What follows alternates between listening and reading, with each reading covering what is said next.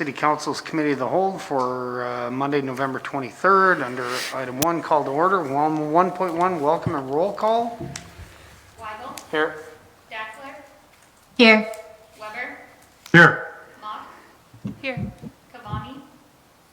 Here. Sandy. Here. Bean. Here. We have a quorum. Great. Under item 2, discussion items. 2.1, COVID update. 5 parts, funding update, Health Department proposed COVID budget, mental health matters, COVID-19 and economic update, and dashboard update. Mr. Phelan, good evening. Hey, Council President Sandy, members of the Committee of the Whole. Council President Sandy, I'm going to handle the first 3 bullets, and Maureen's going to be there for backup. And then I also asked under the economic update and COVID-19 to have Mr. Shield here give us an update. And then finally, I think Mr. Dulitz is available for the dashboard update. With that, if I could have you turn, Council President Sandy and members of the committee, I would like, we're nearing the end of the year, and we need to accept some of these COVID funds, and we've got a draft allocation. So even though it's an update tonight, I would like to bring this to the next City Council meeting 2 weeks from today to move forward with a preliminary allocation of our COVID funds, and I'll go through that with you right now. If you looked at, and I'm looking specifically at phase 2 that we have received, and so similar to what you saw last week, Monday, again, the first 2 priorities are the reimbursements of monies we've already spent, but we didn't get reimbursed for whatever reason. The next 2 items are city technology and city cybersecurity. That's where Maureen Storstead has worked with Adam Jonason, our IT director, in coming up with some IT solutions in both those areas, and we've annotated the specifics under those 2 areas. Health Department round 2, and obviously we have allocated substantial sums above and beyond what you did under phase 1 to keep our Health Department moving forward with all the temporary workforce and overtime and all those things into 21 is an obvious priority.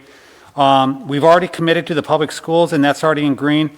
I did follow up with the mental health matters, I'll call it group, and had further discussions last week. And so there's an updated PowerPoint attachment. I won't go over that tonight.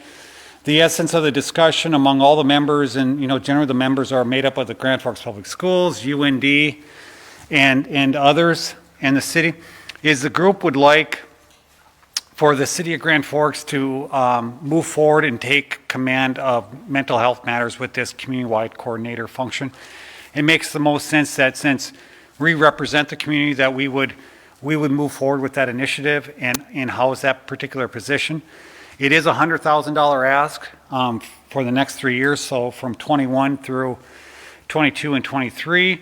As part of this recommendation, it would be to allocate $100,000 of our CARES funding towards that in 21 for a coordinator position and all the ancillary programming types of things for 21.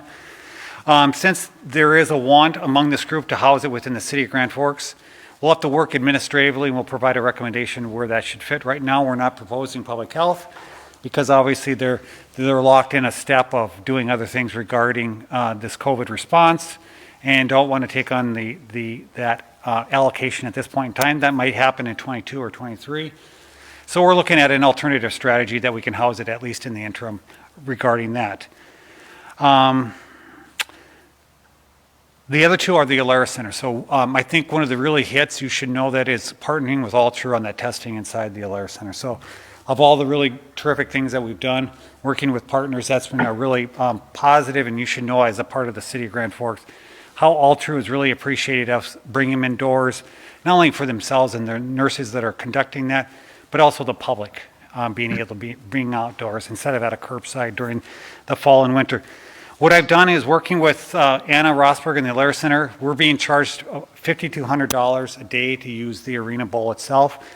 And so if you look at the allocation for 2020 is based upon that $5,200 plus figure. And then I've also allocated funds for January and February, assuming we're going to be testing in those 2 months. I've just assumed every day, and I'm sure there'll be days when we're not going to be testing, but that kind of gets us a sense. I would hope that we get additional funds from Congress, maybe for vaccinations and all those sorts of things. So I'm just dealing with the things that we can deal with. So we're offering substantial funds on that. That leaves us with this phase 2 of about $202,000 left to be allocated. And then we are anticipating for the months of November and December to get $600,000 each of those 2 months. So we anticipate right now having about $1.4 million that will be unallocated. And again, most of that money we haven't received yet anyway. I've also highlighted future considerations, City of Grand Forks contingency, public school testing. President Sandy, you have brought that up, further research on that. We've talked about business impact grants, and I think we should pause on that. You know, the governor and the Emergency Commission for the state of North Dakota just offered some additional assistance for small business in the hospitality and other industries.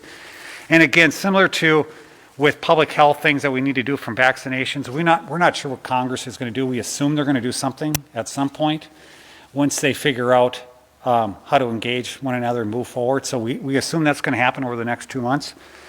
And then finally, Councilmember Dockler brought up, I'll call it COVID individual assistance consideration, whether that's utilities or rent. So those are ideas that have come to me that I've highlighted here.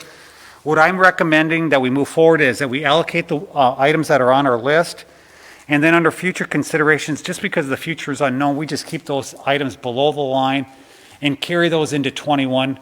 And at that point in time, we'll know more information and can have a further strategy, whether that's working through December into 21. I think some of the smoke will clear and we'll have a better sense of where to go with the CARES funding. But that's our recommendation right now, Council President Sandy and Committee of the Whole. And we would like to bring this to the next City Council meeting, I guess 2 weeks from today for authorization, and so that we can accept the money and put it into our 2020 budget. With that, that's all that I have on all those first 3 bullets. Do you need a motion in a second? If you wouldn't, I think I had it as information, but if you wouldn't mind recommending something moving forward to City Council. Sure. I'll make a motion. Motion by Weigel, second by Mock, and a comment by Mock. Mr. Phelan, I guess I'm wondering if maybe other cities or if anyone has done any sort of brainstorming on potential infrastructure related developments that could, perhaps enhance outdoor seating in the winter or socially distanced seating or something like that, that would be a good use of resources, not only now, but then we would have them going forward to help businesses, or, if there are any creative infrastructure type projects that we should be looking at with these funds. Probably definitely for a future consideration type conversation, but if that would be a good use of investment, not only in helping us through this time, but then having something to show for it in the future. Council President Sandy, Vice President Mock, I think those are good ideas. We'll add that to the list. And I think we want to not only respond in the immediate, but also set us up long-term beyond this pandemic. And I think those are good ideas. So we'll do some research and we'll add that as under the line further considerations. Mr. Weber, any comments or questions? Are we getting on the economic matters? Yeah, on any of the 3 bullets that Mr. Phelan addressed, the first 3 bullets? Not at this time. Okay, Mr. Veen? Not on these bullets either. Okay, Mr. Kravami or Ms. Dockler? No, thank you. Okay, great. There's a motion and second on the floor. Any other comments? All those in favor signify by saying aye. Aye. Aye. Opposed, same sign. Motion carries unanimously. Thank you. Mr. Phelan, COVID-19 and economic update? Yes. I'm going to call on Mr. Shield to come up here. I also wanted to give you a quick update on Alter. I did reach out to Alter Health System. They'll probably plan to be here 2 weeks from today at the next City Council meeting, but I want to give you an update is that they're holding steady, and I think that's a really good sign for our health system. Today they're at 36 patients, 4 of which are in critical care, and that's been a pretty steady number over the last week or so you should know that. There was also an announcement from Governor Burgum that we were going to get 60 Air Force nurses. Alter has received 10 nurses that will start tomorrow. And it sounds like 4 of the 10 will be critical care nurses. And so I think we should, Council President Sandy, we should be very thankful to our United States Air Force for providing nurses that are coming to our community during the holiday season and giving of themselves in the best way of the American spirit. So if you can think of those people and keep them in mind during this holiday season. The hotline and the testing has been steady over the last 2 weeks too. So I think that's another positive sign for our critical care healthcare system that we're holding steady over the last couple of weeks. So with that, I ask Mr. Schill to come up and give us a briefing. Thank you, Mr. Schill. Good evening. It's 5:45 and 15 seconds, Mr. Schill. Fair enough, Mr. Sandy.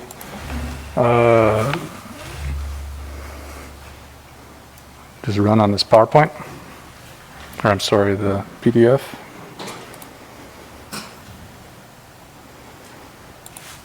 All right. Mark Schill with Praxis Strategy Group, based here in Grand Forks at 33 South 3rd Street. So first, a little bit of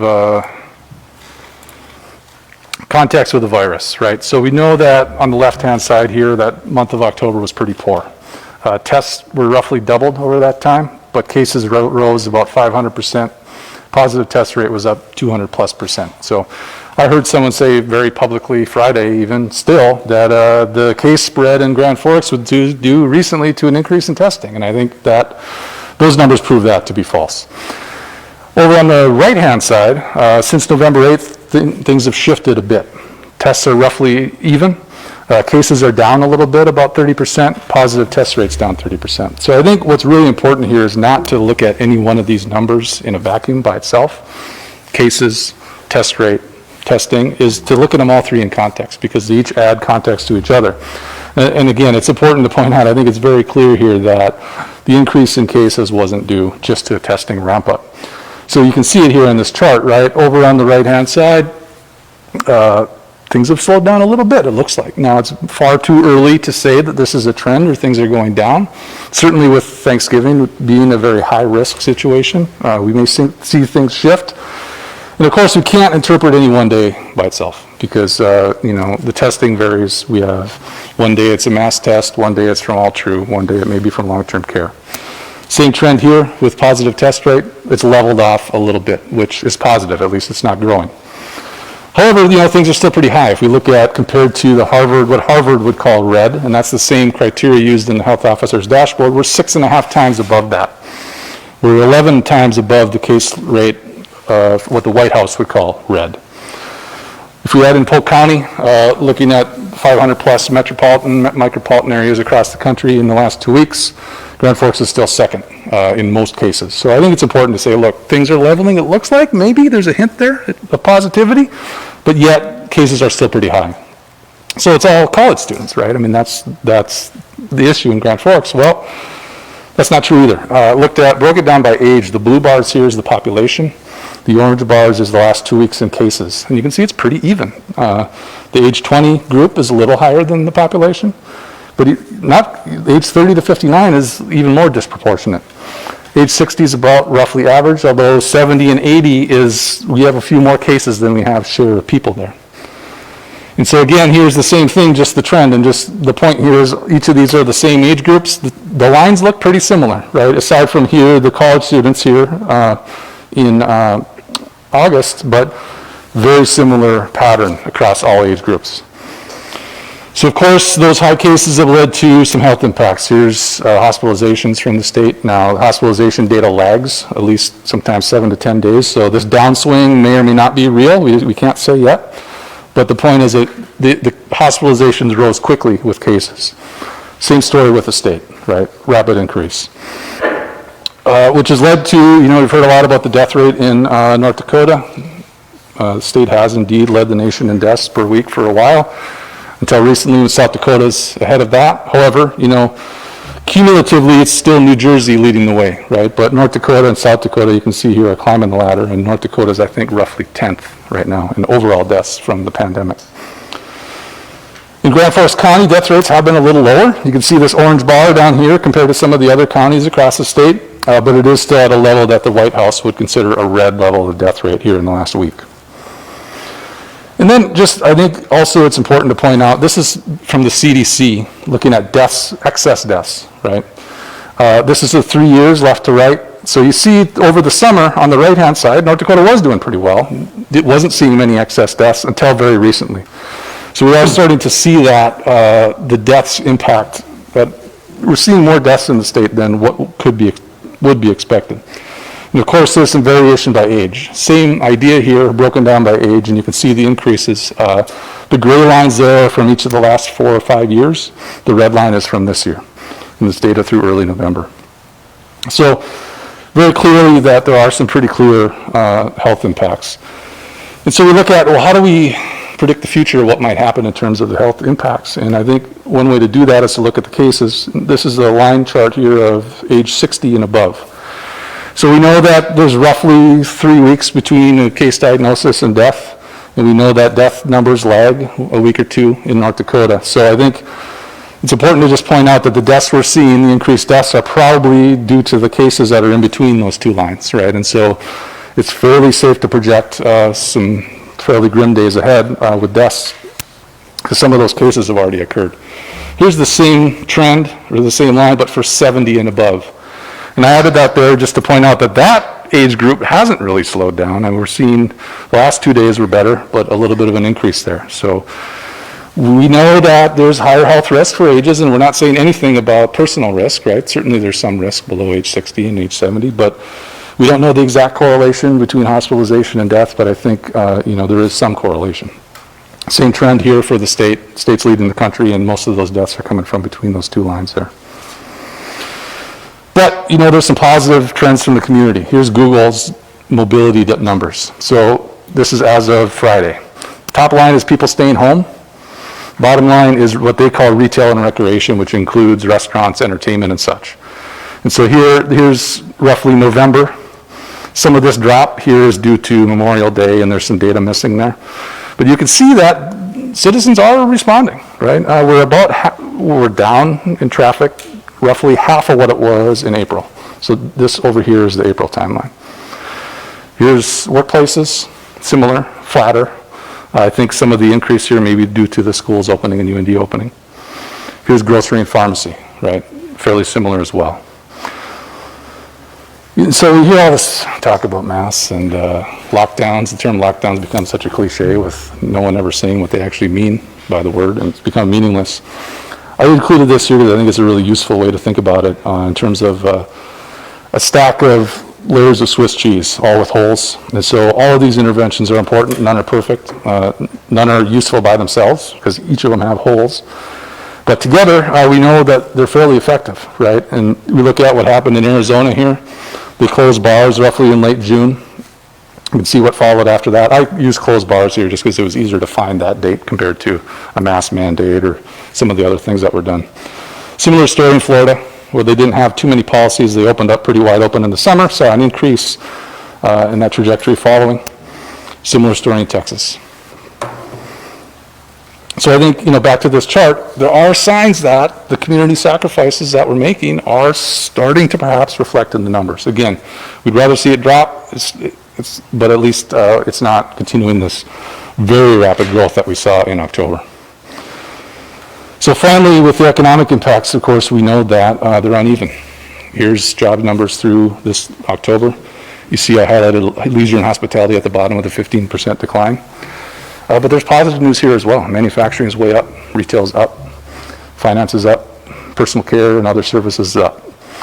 So here I just compared Grand Forks to 32 other regions around the 6 surrounding states.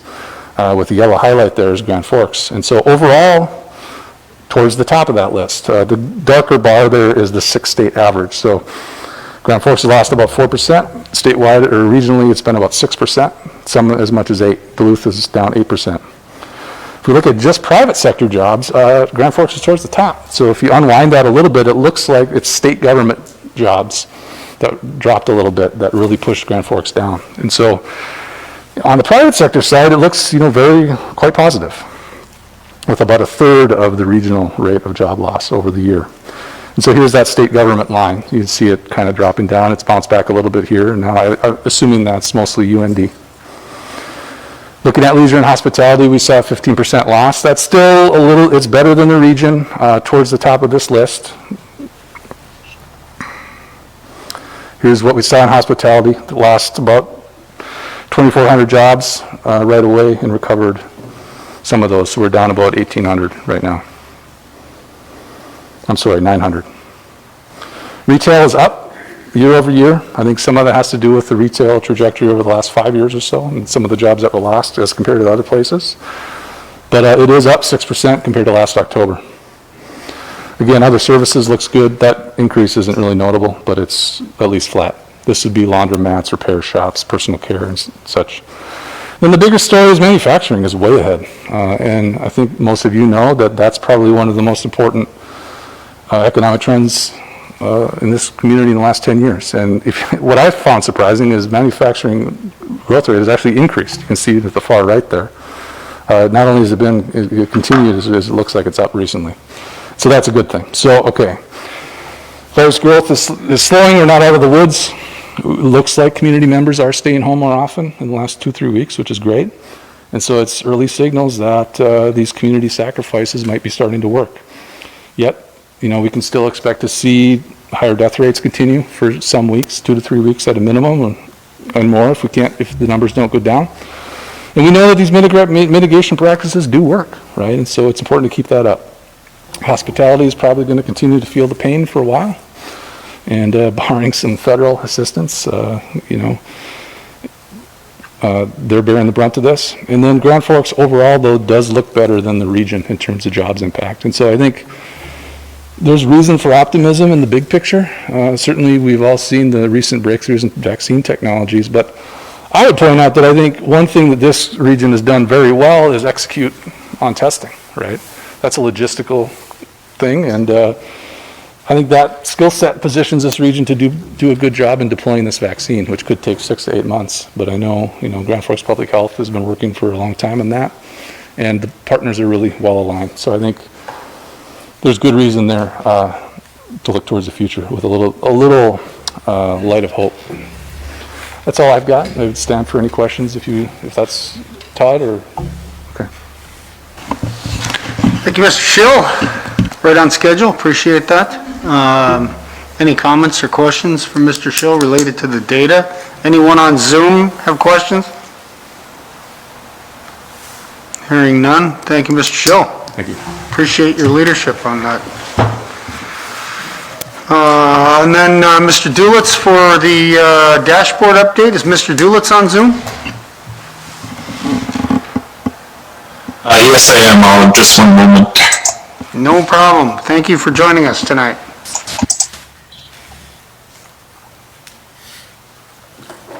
So Council President Sandy and members of the committee, my name is Michael Dulitz. I'm the Opioid Response Project Coordinator in normal times and the COVID-19 Data and Analytics Leader in a temporary role. I am going to give you a quick update on our dashboard. You'll notice a lot of similarities between what Mark Schill just provided and what I will discuss. We don't coordinate we've coordinated some, but the conclusions that we come to are largely independent. So he's helped in the past with our city efforts to get a dashboard up on the website and things like that. So we've coordinated on that, but our conclusions were reached independently, just as an FYI. So looking at our dashboard, we do have some good news looking at the dashboard. We did move down into orange as of today. And we've seen a pretty significant decrease in the number of new cases per 100,000. The big caveat to that is that we did have a couple of really big testing days. When you have 300 tests come in and you don't replace that with another 300 test day, that's going to cause a pretty significant drop in the number of new cases. Overall, I do think and agree with Mark that we are on a downward trend right now. That's showing some positive hope on this. We just want to be careful to not declare victory too early on this because our case numbers are quite high still right now, but it is very reassuring that we're pointing in the right direction at least. Our testing numbers do remain high. Our percent positivity is decreasing. Taking that together, we aren't necessarily having a testing failure. We are seeing subjectively a little bit of increased time between testing and results, but when I try and go back and look at the data, I'm not seeing anything major in that respect. Something glaring like it's taking a week for test results. Usually, we're seeing results around the 3 to 4 day mark. And we are on the downward trend. Unfortunately, that's not necessarily bearing out quite yet in the hospital capacity. They are still constrained, and we are unfortunately seeing some additional, individuals who are getting really sick with COVID as well. Comparing or looking at our age groups, I wanted to focus a little bit on the 60 plus age group. In general, our age groups are all kind of falling at the same pace. The only one that I'm noticing that is not following that same trend is the 80 plus age group. So 60 to 69 is kind of following the same downward trend that you would otherwise see. Same with 70 to 79. But 80 plus is still kind of pointing upward overall, which does provide a little bit of concern that we are seeing still continued spread maybe in long-term care settings or in social groups in the 80 plus age group or individuals providing care, things of that nature. So that is something that is still of concern to us, something to keep an eye on. Looking at our active case rate, this is a way for us to make a really pretty graph looking at where we're going with our active cases. So active cases kind of smooth out over time because as you go through and close out cases in our system, it kind of makes things look really smooth, especially when you're averaging over 14 days. So this 14-day look at active cases is kind of a really good demonstration of how we have kind of bent back in a downward direction, again, giving us some hope. Looking at percent positivity, we are also seeing that go down pretty significantly, both when we look at 7 and 14-day averages of the percent positivity. So we're getting, our 7 days below 10%, which is, very much our goal is to keep it below that 10% point, and our 14-day is pointing in that direction as well.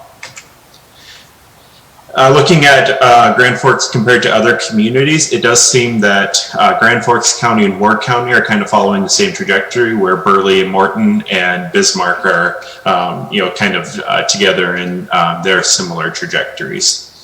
So Grand Forks and Burley both kind of rose up quick and are kind of falling quick, whereas Burley, Morton, and Cass have both been very gradual in their case changes over time,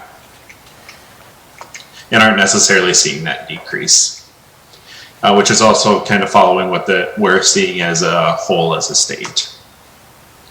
A couple meetings ago, I did make kind of a bold projection looking at where we could be going with our case counts in the community by taking a look at our case doubling time.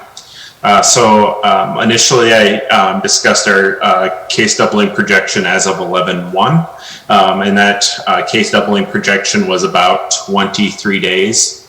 And then at another meeting, I also discussed our case doubling projection as of 10/28, which was about 26 days. And then taking a look at those two projections, as well as another one I pulled from a week before, we are kind of falling below the projection that I had provided. So right now we should have been doubling as of today, and we'd have to have about we're below that doubling by about 500 cases.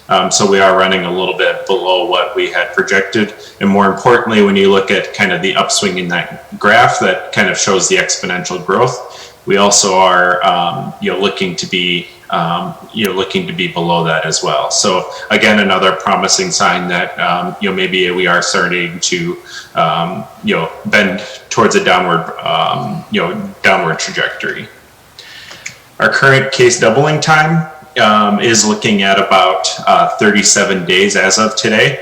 So as you can see, that number or that line is starting to go up. We want that number to go up. It looks like before classes started at UND and we saw that first kind of limited outbreak in the community, we were at about 75 days for our case doubling time.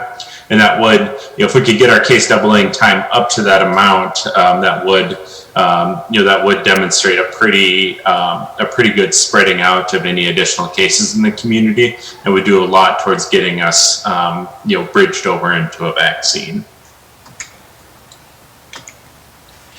Taking a look at our hospitalizations, I think Mark does is pretty right on that. It can be a little bit of a lagging factor, and we also found it to be a little bit of an underreported factor until we started making it, until we started changing our practices to make sure our hospitalization data was well updated.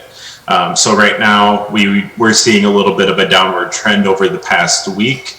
When we looked this morning, we were up a little bit with the number of hospitalizations, with approximately, the number I got this morning was 41. There were probably some discharges, hence why Mr. Phelan had discussed 36. So we are still a little bit higher than where we had been over the past week. Looking at that on a state and regional level, we are kind of in the middle between Minnesota and South Dakota. Again, both states are having huge impacts with their COVID hospitalizations. Fortunately, we have had some decreases, so we aren't kind of following the same trajectory as South Dakota.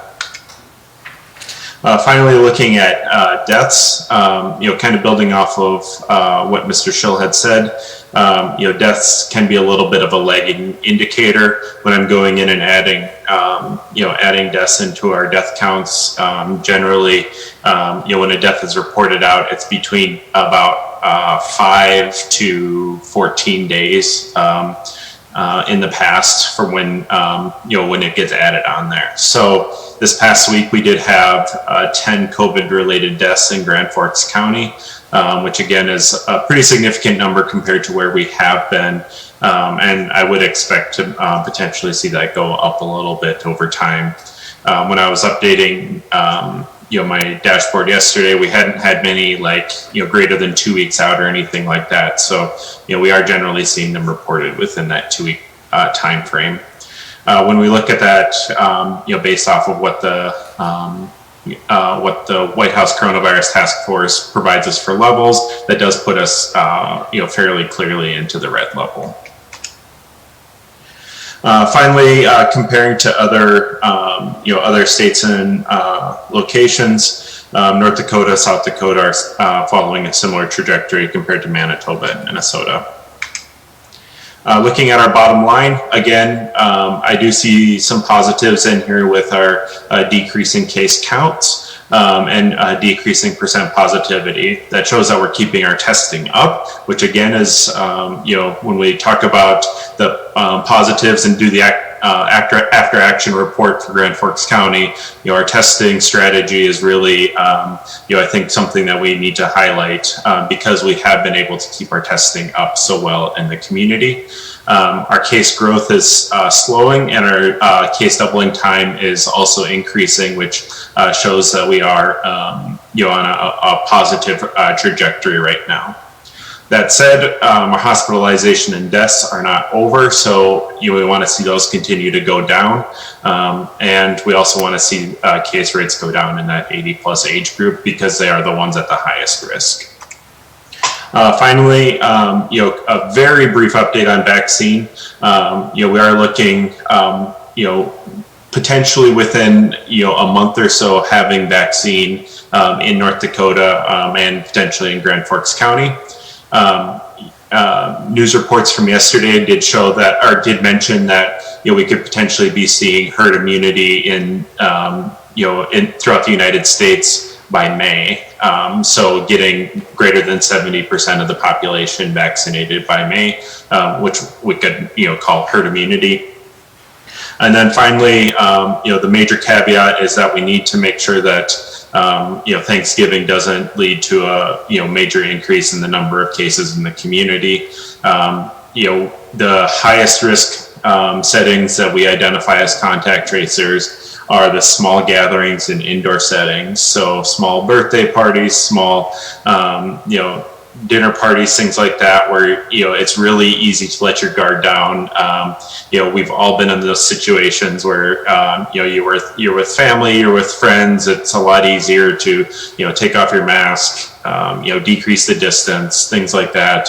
That does worry me as a contact tracer, that we could see, a lot of increase over Thanksgiving.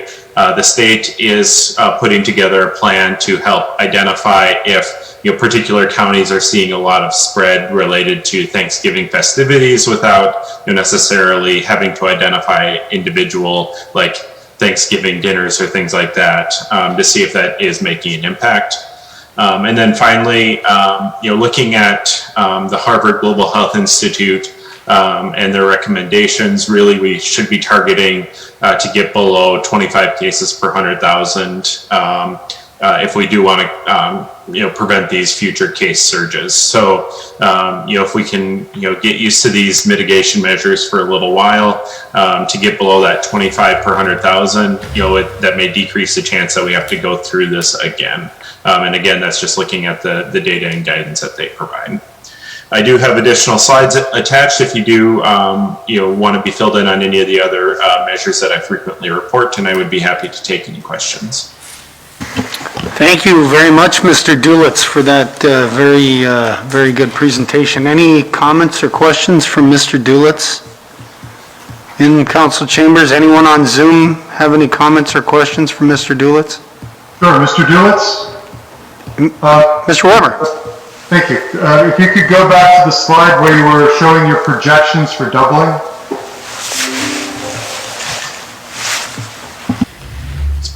Get that on my end, and then I'll share my screen.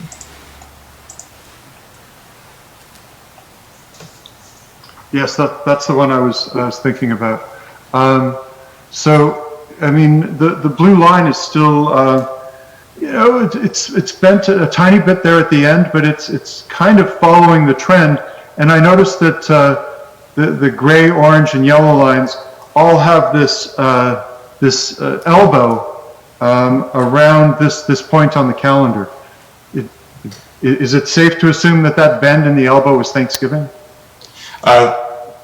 Councilmember Weber, that bend in the elbow, when you look at that, that's just essentially time between doublings. And so that's, we're looking at exponential growth, but when I'm, trying to draw the line out, it's easier to go from each doubling to each doubling. So, so that point would just be the next doubling that would be projected from that line. So it doesn't necessarily represent Thanksgiving. Very good. That's a mathematical anomaly, not a calendar issue. Correct. Very good. That's all I've got. Thanks. Thank you, Mr. Weber. Anyone else on Zoom with any comments or questions? Hearing none, we'll move on. Item 2.2, Actually, I apologize. I did have a further statement, if I may. Okay, absolutely. Mr. Weber. Thank you, Mr. Sandy. Council President Sandy. It's the beginning of Thanksgiving week. As Mr. Schill has noted, this is a high-risk situation. And indeed, Mr. Dulitz just pointed out, the highest risk situation we face is small groups gathering indoors. So I'm hoping that as city leaders, we'll do all we can to convince people to limit their gatherings. Or if we don't change our behaviors, we're running the threat of entering the deadliest local phase of the pandemic to date. It's been noted that both hospitalization and deaths are lagging factors.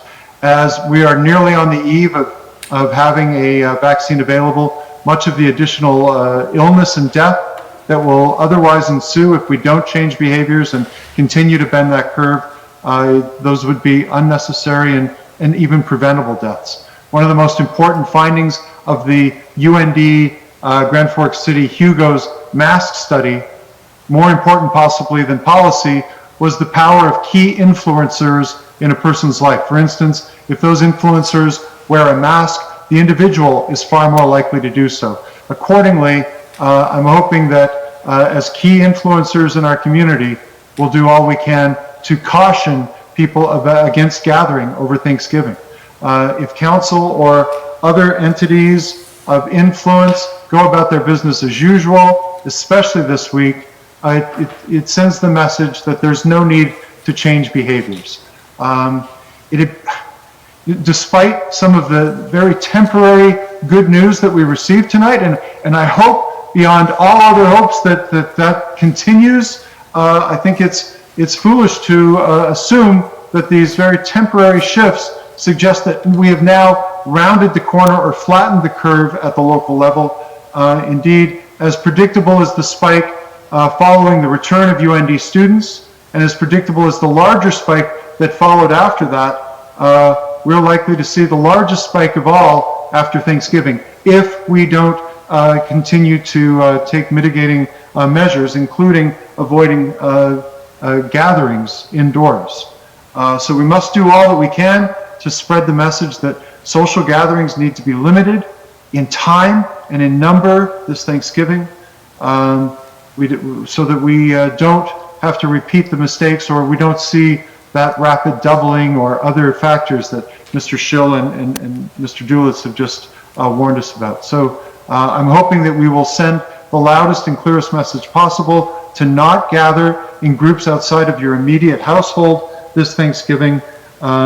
If we don't change what we've been doing, by the middle of December, we might expect the darkest COVID days to date. But there's been happy news that the changes in behaviors have had a benefit. So these changes in our behaviors do make a difference. The sacrifice of staying at home has benefits. And if we want to avoid more damage to our local economy and more unnecessary illness and deaths, I'm hoping that people will consider limiting their gatherings as much as is possible. Thank you, Mr. Sandy. President Sandy. Thank you, Mr. Weber.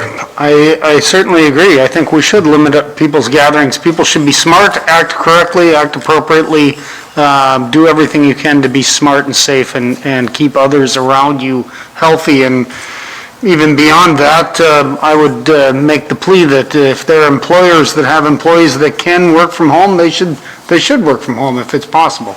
I don't know which employers those are, but I know there are lots of employers like the university that's made it possible for employees to work from home. I think that we should continue to do that. And with the schools closing locally, I think that'll put a lot of people in smaller groups as well.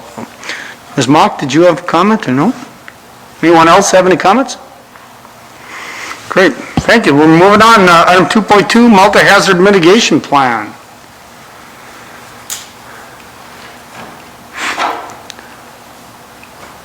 Hey, Council President Sandy, members of the council. My name is Kari Geltz. I'm the emergency manager for the city and county of Grand Forks.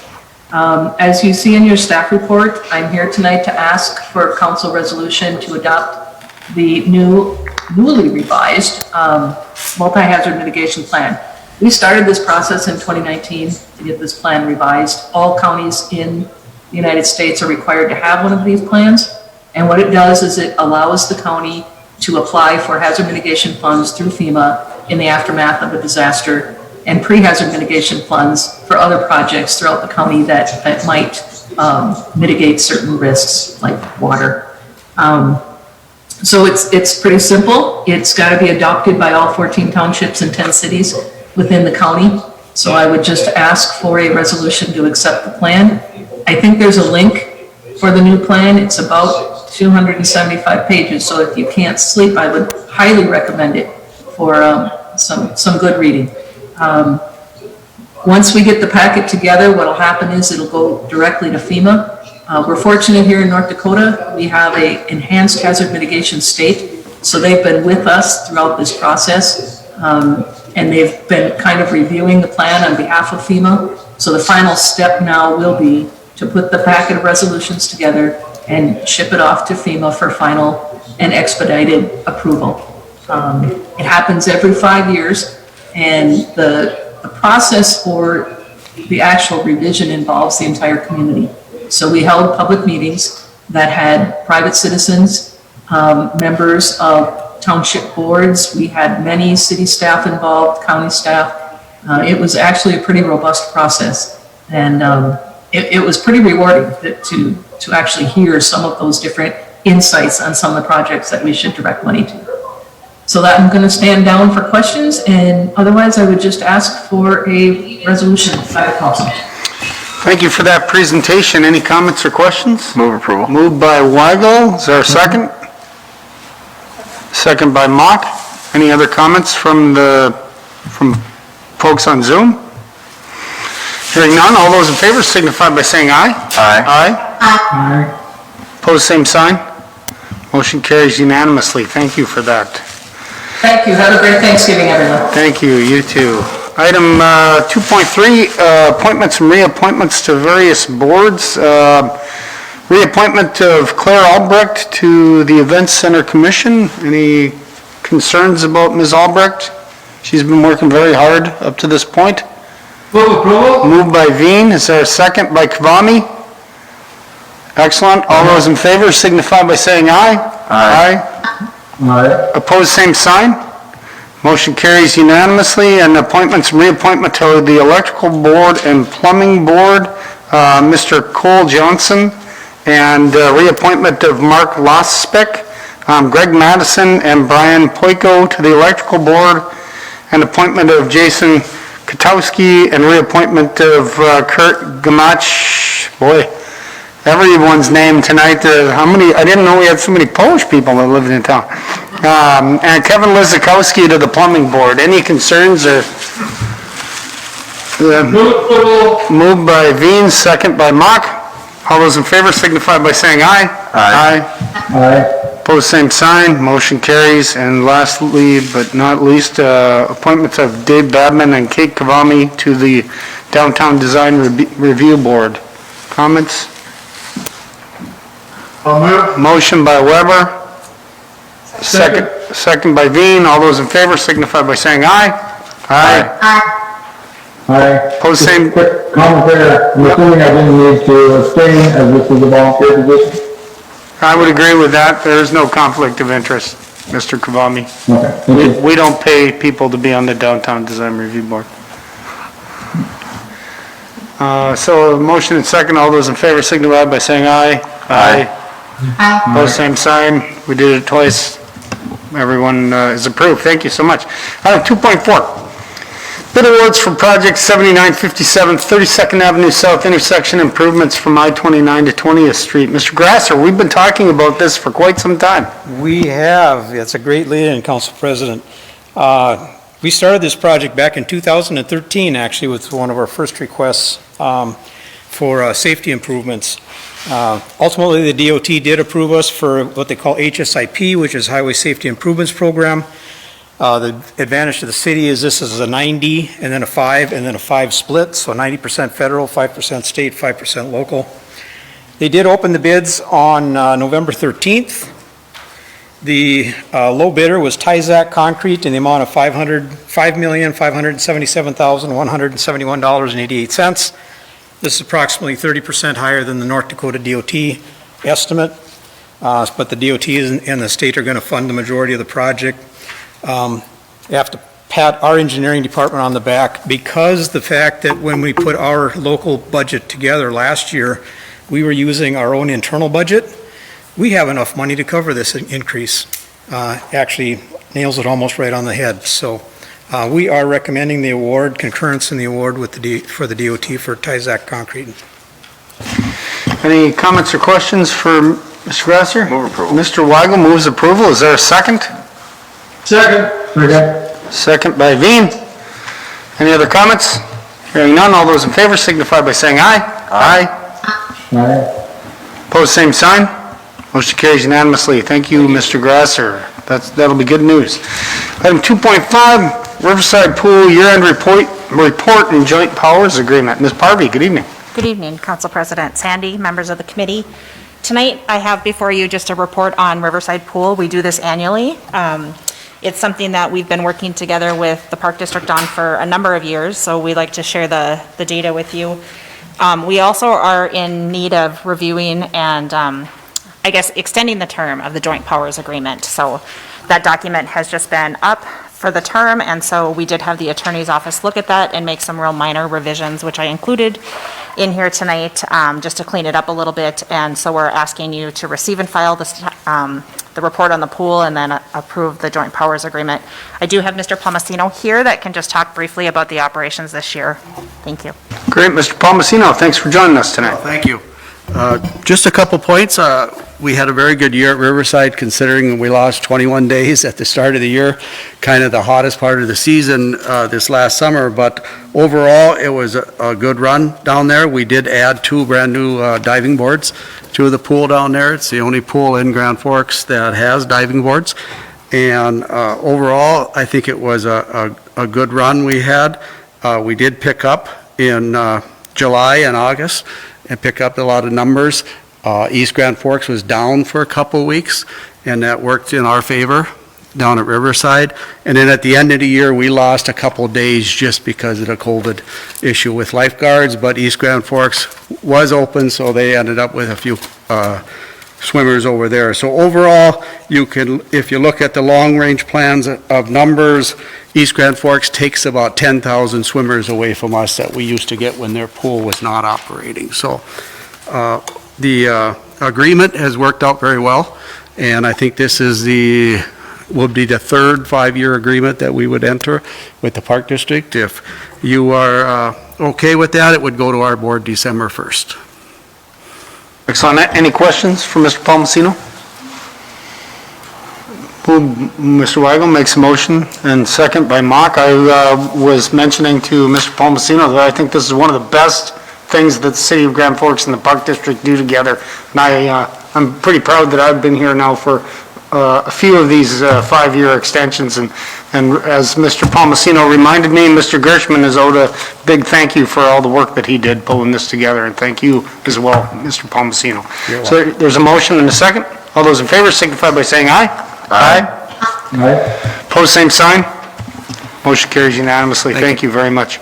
Council President Sanik, if Yes, I could sir. say, and it almost never occurred. And it almost never happened, that's correct. We should all remember that if you're on city council, there are moments of truth. Right. And if you were there, as you were, Mr. Sandy, It almost never happened. we would not be able to tell this story if right. our forefathers had their way. So right. thank goodness cooler heads prevailed, I should say. Yeah, it's a good story. Item 2.6, 2020 Greenway Deer Report. Ms. Greendahl, good evening. Thanks for joining us tonight. Chairman Sandy and members of council, I'm Kim Greendahl, Greenway Specialist for the City of Grand Forks, and hopefully you've all had a chance to take a look at this report. What it is, over the years, we've had lots of reports of deer, both in the Greenway and outside the Greenway, but most of it's been just anecdotal. And I love those stories, by the way, of I was out on my morning run and I saw a couple of deer.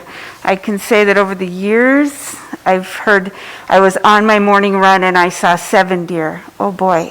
So we've always known that we had deer there. It definitely attracted them. We have known over the last couple of years that those deer were leaving the Greenway and searching for food in other places. So the Greenway Technical Committee has been discussing it for a couple of years. Sometimes some neighbors have come to us, some residents, with their concerns, and we just really never had a good handle on what was out there. So as luck would have it, last year we were approached by Jason Bolanger. He was a professor at the University of North Dakota who was in the wildlife and biology section. And he really wanted to do a study. Unfortunately, he ended up leaving before we were able to do that, but he did introduce us to a student, Gunnar Patz, who had an interest in doing this survey and actually applied for an award through the Main Street Foundation. Not quite sure how that whole program worked, but basically we worked with Gunnar through this spring and summer and put out about 1,500 postcards to people who lived along the Greenway. We didn't ask people who use the Greenway as much as we really wanted to know what the residents were seeing. That we felt would give us a good picture. And you'll probably see in the comments, if you get a chance to take a look at them, they had a lot to say. And it certainly gives you a little bit better picture of what is out there. But I'm going to have Gunnar, because Gunnar really just came into the project just to take a look at this. He didn't have the longer history. There were a couple, it was great to meet with him and hear what he saw in the report. So I'll let him take a minute or two to tell you what he saw. Hi, my name is Gunnar Patz. I'm a senior at the university studying fish and wildlife biology and a minor in communication. The main points that we've seen with the survey that we conducted is that, well, one, we were very impressed with the survey turnover results.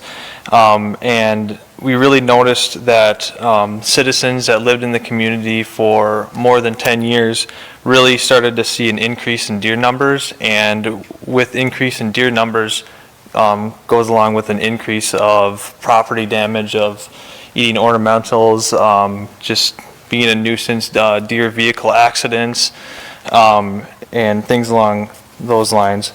And we noticed for the Grand Forks side that most of the problems and deer sightings are in southern Grand Forks. So on the south side of the Greenway, we didn't really get that much of interactions or survey results with interactions of deer on the north part of the Greenway with those residents. But most of the responses were of the residents that lived on the southern side of the Greenway. Shows in the comments that they were really upset with the deer interactions with either deer vehicle accidents or interactions with the deer just being a nuisance in their yard and jumping fences. One thing that we do not quite know is both East Grand Forks and Grand Forks have city ordinances of no like feeding deer, and we are not quite sure if there's still residents that are still feeding deer. So it might be worth looking into, I guess, trying to see if there are still residents feeding deer that bring them into the city that cause these problems. So that's all I really have to present to you, is to also just go through the survey and look at the results that we found. Thank you, Gunnar. Very interesting. Appreciate that update. Just to let council know then, this is for your information. We'll certainly monitor the situation, hopefully do a survey in a couple of years, but it kind of gives us that baseline. We will be doing some social media. Hopefully you're seeing our social media posts. You might have gotten an email today. We'll continue to do that to remind people not to feed the deer. I can tell you that we have 2 sites on the Grand Forks side that we know we have somebody feeding the deer on a very regular basis. And so, again, if that's correlating to we're having more deer there, they're starting to come out onto Belmont Road. We just want to try and get a handle on it. We'll try signage, but honestly, if I put up a sign for everything that everybody would like me to put a sign up about, there'd be one every 10 feet. So, and it would be, don't ride your bike too fast, don't stop on the trail, leash your dog, do all of those things. So we're hoping that we can do this through other means. So thank you for your time, and if you have any questions, you can certainly call me or. Thank you very much. I think we should sell naming rights to the Greenway and put up advertising, but that's just my opinion. So thank you very much. We don't have a fish and wildlife biologist on staff, do we? Council President Sandy, we do not, but you know, when we briefed you in the lagoons and the airport in our landfill, we are, as part of that proposal, was to have a position like this, not only to manage those facilities out there, but also in town. So that was one of the added benefits. So when we bring that final plan back there, if we get it approved through the state of North Dakota and the FAA, that would be one positive. Yeah. We would have somebody inside the city. Maybe Gunnar wants to stay with us. Yeah, and I think maybe Melanie can kind of cap that conversation off. Yeah, absolutely.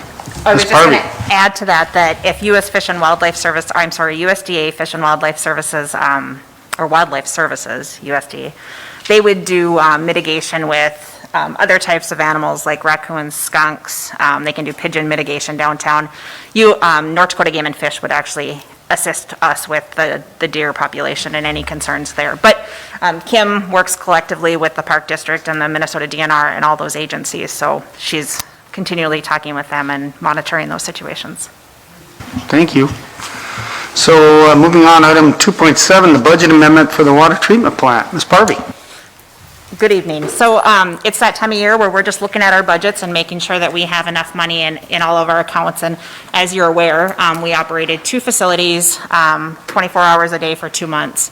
And so looking through, we might have enough money to transfer internally into that budget. And if we do, we'll do that first. But with the timing that we have, I wanted to bring forward a budget amendment for you tonight for $147,000 for overtime costs associated with the startup of the new water treatment plant and our overtime. The staff worked diligently. They worked very hard. We're very proud of them through the pandemic and everything that they were able to accomplish, but there was a cost to that, so that's what's before you this evening. This wasn't necessarily unexpected either, right? So. Correct. The timing of the startup was a little bit longer, and some of those costs maybe we might be able to get some of those costs back, but they wouldn't come into this pot of money and operations and maintenance. They'd come into the overall project. So absolutely, we anticipated some of the costs, but it was a little bit longer than anticipated. So. Any comments or questions? Anyone on Zoom with any questions? Move approval. Mr. V moves approval. Ms. Dockler, do you second? Yes. Great. Everybody has to get their name in the minutes. Any other comments? Hearing none. All those in favor signify by saying aye. Aye. Aye. Opposed, same sign. Motion carries unanimously. Thank you. Item 2.8, authorize staff to open border chemical bid for bid 2021-1. Mr. Getz, good evening. Mr. Sandy, members of the council. My name is John Getz. I'm the plant supervisor for the water treatment plant. We opened chemical bids last Thursday, and the border chemical bid was misplaced. It did get to City Hall in time. It ended up on my desk downtown, and where I brought it back to City Hall. But it was not in our possession at 2 o'clock when we opened the bids. It was in my possession in my vehicle. I did not know it was the bid spec. So I am requesting to open that bid and go with the results. Any comments or questions? I would just make one comment. I would concur that I think this was beyond the bidder's control and that we should authorize opening of the bid. Is that a motion, Mr. Veen? Good. Second by Kavami. Any other comments? Hearing none. All those in favor signify by saying aye. Aye. Aye. Opposed, same sign. Motion carries unanimously. Thank you. Thank you, Mr. Getz. Have a good evening. Item 2.9, Section 5310, 2022 grant funding. Mr. Bergman, good evening. President Sandy, members of the committee, in front of you now we'll have 2 different applications that we're applying for. The first one is our 5310 funds. These are an application that we would normally have done back in March timeframe. The state has now decided to move it up because of everybody's budgets that are changing. So now we had to rush and get this put together. So these are actual funds that would be available to us starting July 1 until June 30th of 2022. So they listed them as 2022 funds. So the first one on the 5310, we would have again apply for the mobility manager position, which would cover 80% of the wages through federal dollars. The other 20% would come out of our public transit budget. And then we'd also replace 2 of our dial-a-ride minivans. They meet the criteria for both the age and the mileage on it. And so we ended up getting 85% funding on that with 15% local match on it. So we would ask that we could go ahead and apply for these funds. Any concerns having Cities Area Transit apply for the grant funding? I have a question, if I may. Mr. Weber? Yes, Mr. Bergman, your department has been very fortunate the last couple of years in terms of attracting lots of funds for improvements. Will there be any improvements to bus shelters at stops? Some of those are in great need of repair. I don't know, is that already scheduled, budgeted? Is there going to be anything done to add new bus shelters, improve the existing ones? Mr. Weber and Councilmember President Sandy and members of the committee, yes. If you look at the 5339 funds, I worked quite late to try and get these completed for you. But in the 5339 funds, we do have an application in there that we are going to apply for some bus shelter conversions and changes along University Avenue. Okay, and on 17th, across from 17th and Washington there, can you talk about that one? Yes, I can. That one there was removed only because the city had to fix the sidewalks in the corners on that street there. They could not finish the concrete work there, so we could not put the shelter down. They just put gravel there for the time being. And yes, we know about that one, and we want to get that one put back in because that is one of our major stops that we have there. But because of the weather, they could not get the concrete down in time. All right, so we're going to be, you're going to be improving some shelters just along University Avenue corridor, and then fixing the one at 17th and Washington when the weather allows. Yes, when the weather changes in the spring, we will get that one done. We were fortunate enough to get one out at the new Walmart out in the west end of town. We had to fight to get somebody to get that concrete work put down in there, but we finally got it last Tuesday it was, that we got it in. I'll move approval. Moved by Weber. Is there a second? Second by Weigel. Any other comments? Hearing none, all those in favor signify by saying aye. Aye. Aye. Opposed, same sign. Motion carries unanimously. Thank you. And then last but not least, section 5339, 2022 grant funding. Mr. Bergman. Council President Sandy and members of the committee, this is again the same thing as the 5310 funds. This is the opportunity for us to apply for some capital funds to do some improvements. One of the items that we have on there is the scheduling and dispatching software that we currently have from a company. It is quite expensive, and their costs are going higher than what is really reasonable. And so we have been looking for the last couple of years at a different software company, and the costs, as you can see, we'll have a savings of about $50,000 a year when we get this project started. And this would be for applying for funds for this scheduling dispatching software to update it. The other one was over 10 years old, or 11 years old, I should say. They also are applying for funds for the bus shelter replacements and improvements along University Avenue corridor. This would go in tune with the shelters that we are looking at for the university campus area, and bringing it down towards the downtown area is where we would be looking at. The Downtown Development Association came to us and asked if there was a chance that we could partner together with this, so we have some funds that are available to start working on this. The last but not least is to apply for a data management system. With the amount of funds that we get and the reporting that we have to do, not only to FTA, but to the state and to the National Transit Data Program, it gets kind of overwhelming. They give us 4 months to put this together, and last year we just got by at the end of July to finish it. It is overwhelming when you got several different projects going, and all the funds are in different categories, different locations. So this is a company that has been doing it for many, many transit agencies, and they consolidate all this into a dashboard. So I could bring forward to you, or you could take a look at yourself once we get it running, and you can see the daily things, the monthly things, whether it's ridership, miles per hour, that buses averages. I mean, there's many things that it can do, but it's bringing all this stuff together for us. So we're asking to apply for these funds. Again, this is a request of $441,200 in federal funds to see if we can get that through this grant process. Mr. Bergman, the data management system, is that a cloud-based system, or is that installed locally? That is a cloud-based system. Great. Any Other comments or questions? Moved by Mock, is there a second? Weigel, thank you. Any other comments? All those in favor signify by saying aye. Aye. Opposed, same sign. Everyone eagerly says aye. Motion carries unanimously. Anything for the good of the order? Anyone have any additional comments? I would ask everyone to say a prayer for all those people who are in the hospital.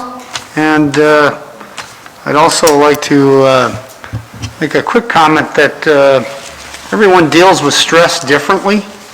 And right now, life is stressful and it's stressful times, so everybody try to be kind to one another, even when the people you're dealing with aren't being kind to you back. So, any other comments or questions? Make a motion. Motion to adjourn by Weigel, second by Mock. All those in favor signify by saying aye. Aye. We're adjourned. Thank you.